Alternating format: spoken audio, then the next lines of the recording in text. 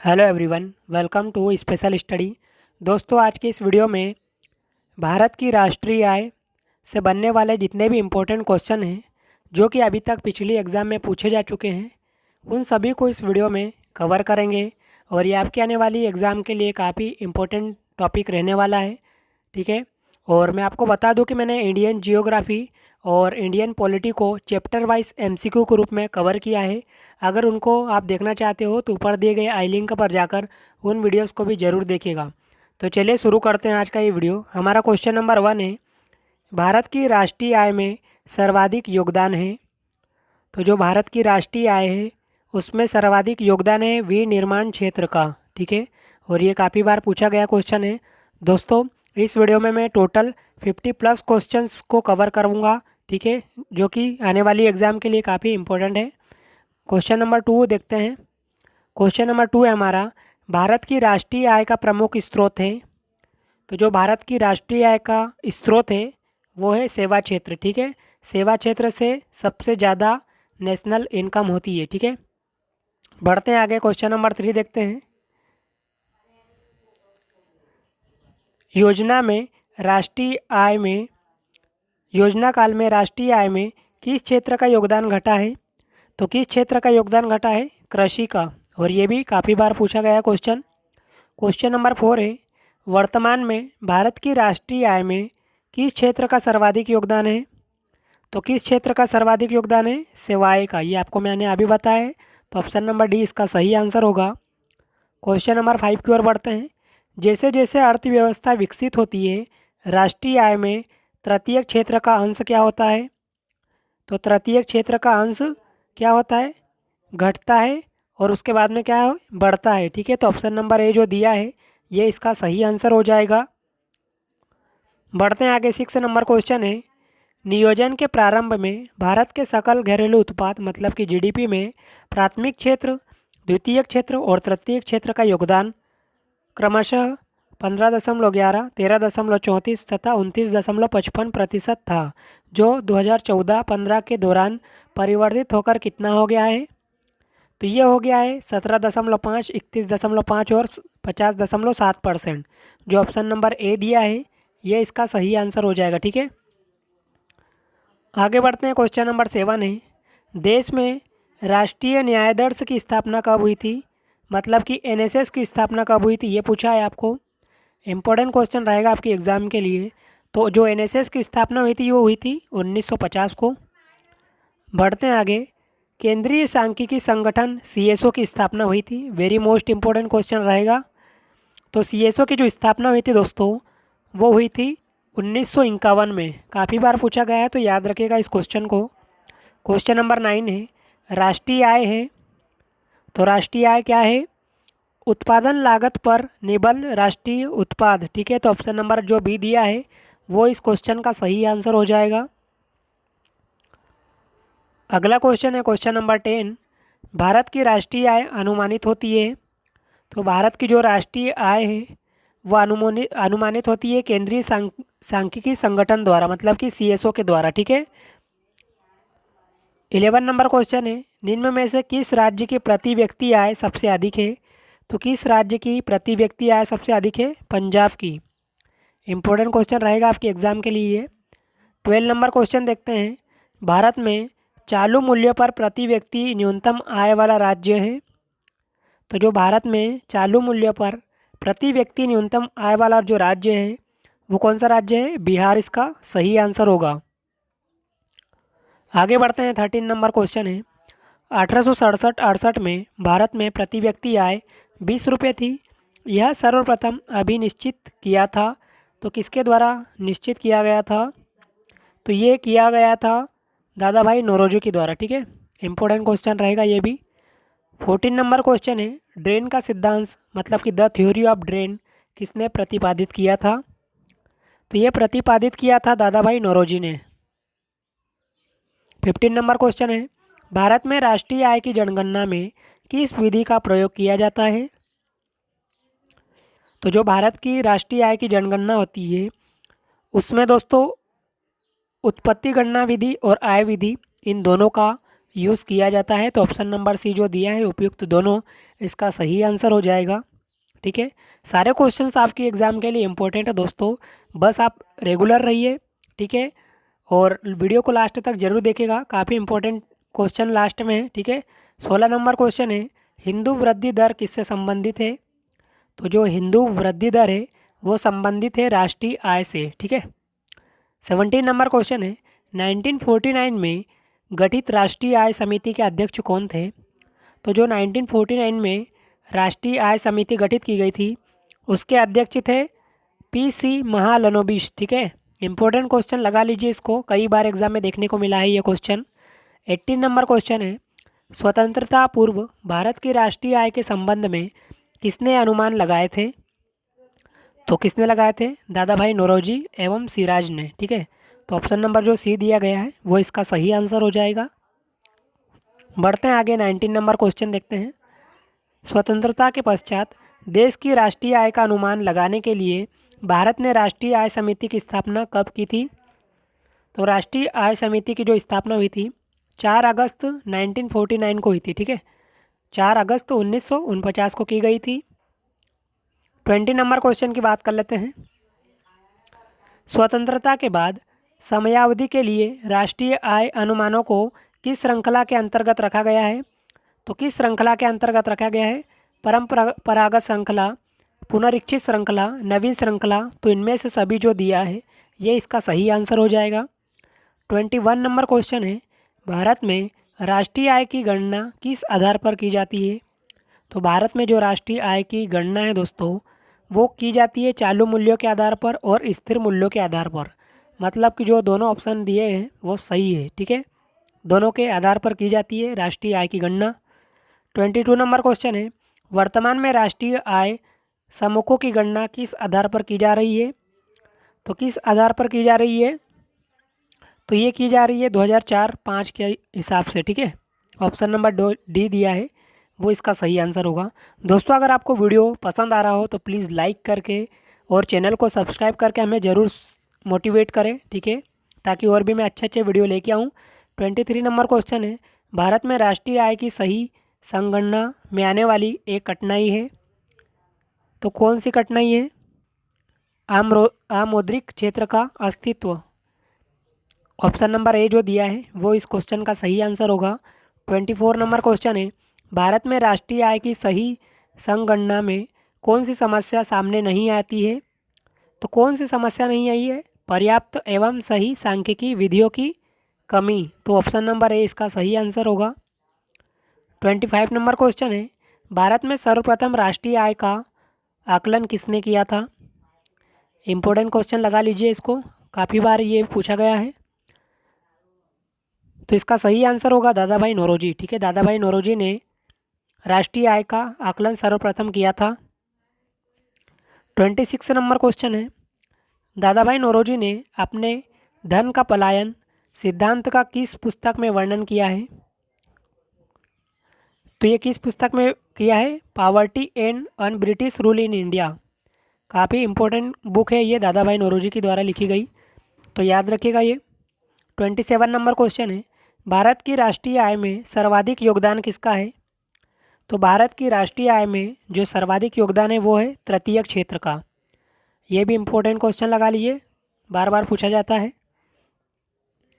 28 number question है, भारत की राष्ट्रीय आय में किस क्षेत्र का सबसे कम योगदान है? तो सबसे कम जो योगदान है वो है प्राथमिक क्षेत्र का। अगला क्वेश्चन है, भारत में राष्ट्रीय आय की गणना निम्नलिखित में से किसके द्वारा की जाती है? तो जो भारत में राष्ट्रीय आय की गणना होती है वो की जाती है केंद्रीय सांख्यिकी संगठन मतलब कि सीएसओ के द्वारा। ठीक है, 30 नंबर क्वेश्चन है, किसी देश की आर्थिक वृद्धि की सर्वाधिक उपयुक्त माप है? तो देश की आर्थिक वृद्धि की उपयुक्त माप क्या कहलाती है? सकल घरेलू उत्पाद जीडीपी जिसको बोलते हैं। ठीक है, आगे बढ़ते हैं। 31 नंबर क्वेश्चन है, राष्ट्रीय आय का परिकलन निम्नलिखित में से किस एक को छोड़कर अन्य सभी तरीकों से किया जा सकता है? तो सभी प्रकार की बचत का योग जो दिया है इसको छोड़कर इन तीनों से हम राष्ट्रीय आय की जनगणना कर सकते हैं। ठीक है, ऑप्शन नंबर ए जो दिया है इस क्वेश्चन का सही आंसर होगा। 32 नंबर क्वेश्चन है, निम्नलिखित में से किसको राष्ट्रीय आय में शामिल नहीं किया जा सकता है? तो किसे शामिल नहीं करते हैं? लॉटरी जीतना को, ठीक है, जो ऑप्शन नंबर सी दिया है ये इस क्वेश्चन का सही आंसर होगा। इसे राष्ट्रीय आय में शामिल नहीं करते हैं। बढ़ते हैं आगे। 33 नंबर क्वेश्चन है, प्रति व्यक्ति आय निकालने के लिए राष्ट्रीय आय को भाग दिया जाता है। तो प्रति व्यक्ति आय निकालने के लिए राष्ट्रीय आय को देश की कुल जनसंख्या से भाग दिया जाता है, ठीक है। बढ़ते हैं आगे। 34 नंबर क्वेश्चन है हमारा, भारत की राष्ट्रीय आय के बारे में कौन सा कथन सही है? तो कौन सा कथन सही है दोस्तों? संयुक्त रूप से कृषि और उद्योग की अपेक्षा सेवाओं का प्रतिशत हिस्सा अधिक है। तो ऑप्शन नंबर डी इसका सही आंसर हो जाएगा। 35 नंबर क्वेश्चन है, अमीरों की तुलना में गरीब बचत करते हैं। तो अमीरों की तुलना में जो गरीब बचत करते हैं किस प्रकार की करते हैं? अपनी आय की अपेक्षाकृत छोटे हिस्से की। इम्पोर्टेंट क्वेश्चन रहेगा आपकी एग्जाम के लिए, ये भी पूछा जाता है बार बार। बढ़ते हैं आगे। 36 नंबर क्वेश्चन है, भारत में सकल घरेलू उत्पाद में नीचे दिए गए विभिन्न क्षेत्रों के योगदान का कौन सा एक सही हास्यवान कार्यक्रम है? हास्यवान क्रम है। तो कौन सा है? सेवा, उद्योग, कृषि, ठीक है, जो ऑप्शन नंबर ए दिया है ये इस क्वेश्चन का सही आंसर हो जाएगा।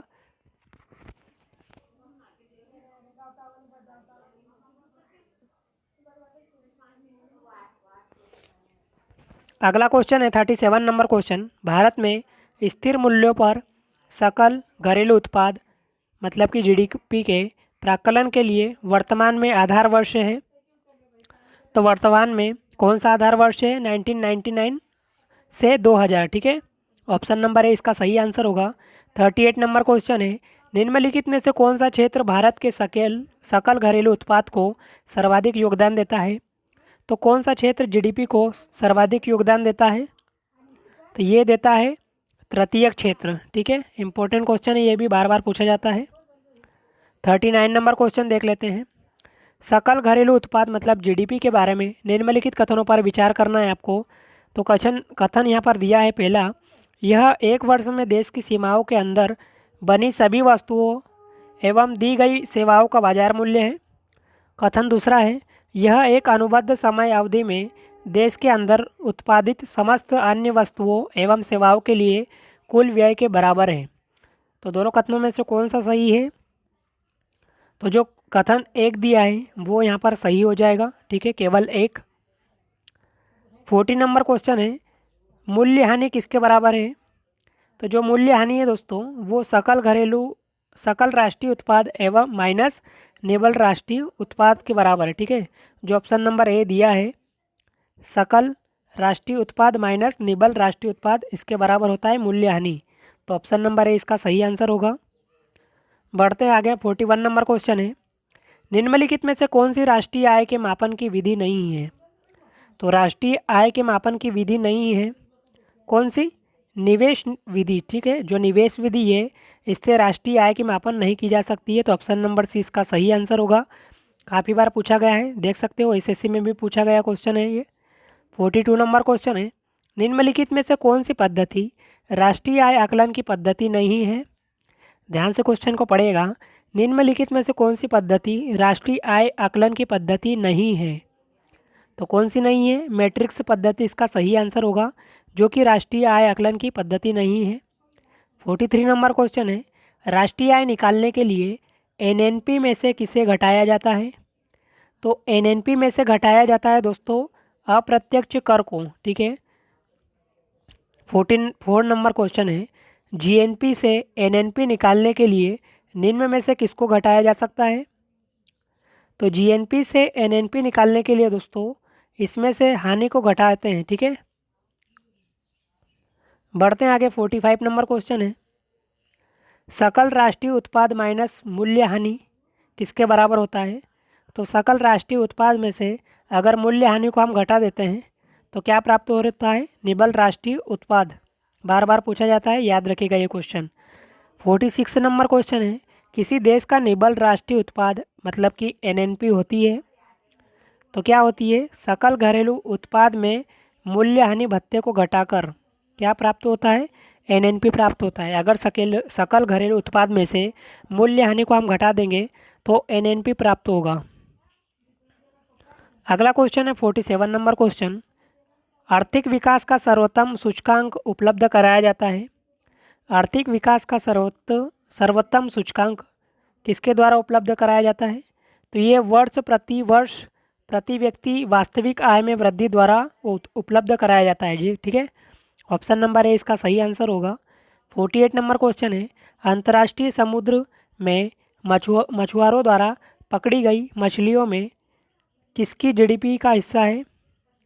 तो जो समुद्री द्वारा मछली पकड़ी जाती है वो निम्न में से किसकी जीडीपी का हिस्सा है, तो ये हिस्सा है भारत का, ठीक है, भारत की जीडीपी का हिस्सा है। 49 नंबर क्वेश्चन है, आय विधि से राष्ट्रीय आय का आकलन करते समय निम्नलिखित में से किसको शामिल नहीं किया जाता है। तो किसे शामिल नहीं किया जाता है, अवितरित आय को। ऑप्शन नंबर डी इसका सही आंसर हो जाएगा यहाँ पर। राष्ट्रीय आय अनुमान की गणना करते समय निम्न में से किसको ध्यान में रखना अपेक्षित होता है। तो किसे ध्यान में रखना अपेक्षित होता है, निर्यात मूल्य को जोड़ा जाना और आयात मूल्य को घटाया जाना। तो ऑप्शन नंबर ए इसका सही आंसर हो जाएगा। बढ़ते हैं आगे, 51 नंबर क्वेश्चन है, सकल घरेलू उत्पाद इसका मुद्रा मूल्य है। तो जो सकल घरेलू उत्पाद है किसका मुद्रा मूल्य है, एक वर्ष में उत्पादित सभी अंतिम वस्तुओं एवं सेवाओं का। तो ऑप्शन नंबर बी इसका सही आंसर हो जाएगा यहाँ पर। 52 नंबर क्वेश्चन है, किसी राष्ट्र की राष्ट्रीय आय होती है। तो किसी राष्ट्र की राष्ट्रीय आय क्या होती है, उत्पादन कार्यों का योगफल। ऑप्शन नंबर बी इसका सही आंसर हो जाएगा यहाँ पर। 53 नंबर क्वेश्चन है, व्यय विधि के माध्यम से जीएनपी की गणना में क्या शामिल नहीं किया जाता है। तो क्या शामिल नहीं किया जाता है, मूल्य हानि व्यय, ठीक है, मूल्य हानि व्यय जीएनपी की गणना करने में शामिल नहीं किया जाता है। 54 नंबर क्वेश्चन और इस वीडियो का लास्ट क्वेश्चन, निम्नलिखित में से किस क्षेत्र से भारत में सकल राष्ट्रीय उत्पाद मतलब कि जीडीपी का सबसे बड़ा भाग प्राप्त होता है। तो किससे प्राप्त होता है, सेवा क्षेत्र से। ये बता चुका हूँ आपको। तो उम्मीद है कि सभी क्वेश्चन आपको अच्छे लगे होंगे। दोस्तों अगर इस टॉपिक से क्वेश्चन आता है आपकी एग्ज़ाम में तो यकीन मानो इस वीडियो से क्वेश्चन बाहर नहीं रहेगा, ठीक है। बस आपको रेगुलर रहना है, कंटिन्यू पढ़ाई जारी रखना है, ठीक है। अगर आप रेगुलर रहते हो तो यकीन मानो आपका जीके काफ़ी अच्छा स्ट्रॉन्ग हो जाएगा, ठीक है, क्योंकि मैं हर एक टॉपिक को एमसीक्यू के रूप में कवर करवा रहा हूँ। बस आप चैनल को सब्सक्राइब करके बेल आइकन को जरूर प्रेस कर लीजिए, ठीक है, ताकि मैं जब भी वीडियो डालूँ आपको सबसे पहले नोटिफिकेशन मिले। और मैं चाहता हूँ कि आपसे कोई भी वीडियो मिस ना हो, ठीक है। तो चैनल को सब्सक्राइब जरूर कीजिएगा। तो चलिए ऐसे ही इंपॉर्टेंट टॉपिक के साथ मिलते हैं नेक्स्ट वीडियो में। जब तक के लिए जय हिंद, ऑल द बेस्ट।